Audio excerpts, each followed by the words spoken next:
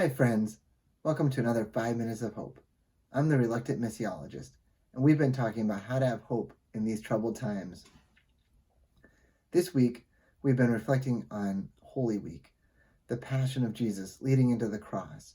And today, being Maundy Thursday, I want to draw from the conversation Jesus was having in that Passover time, the time eating with the disciples just before he was arrested and put on trial and taken to the cross. Here in John 14 is a famous saying where Jesus says, I am the way, the truth, and the life. But the context of that passage goes back into chapter 13. Just before this, Jesus is saying to them, as I told the others, I'm going to go somewhere where you cannot find me. And that created a stir in them. Where are you going? And then Peter saying, Jesus, why can't we go where you're going?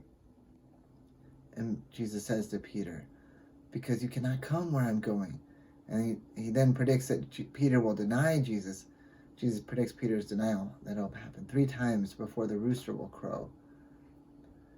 And then it turns to chapter 14 where Jesus says, but take heart. And he goes on to explain that he's going, what we know, he's going to heaven. But it must have been so confusing to them because in their minds, they're following their Lord, this Messiah figure, this person who's going to set things right, who's going to bring freedom to their people, and in their minds, a political freedom. And Jesus is saying, take heart, take heart. And then he goes on to say, when I go, you cannot be there, but I will come, and you will know the way. And so Thomas says, how can we know the way if we don't know where you're going? And Jesus says, I am the way, the truth, and the life.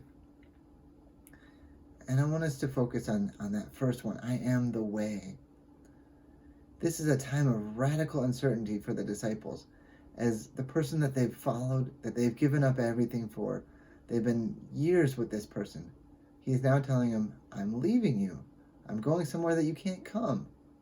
At least you can't come now. But I am the way.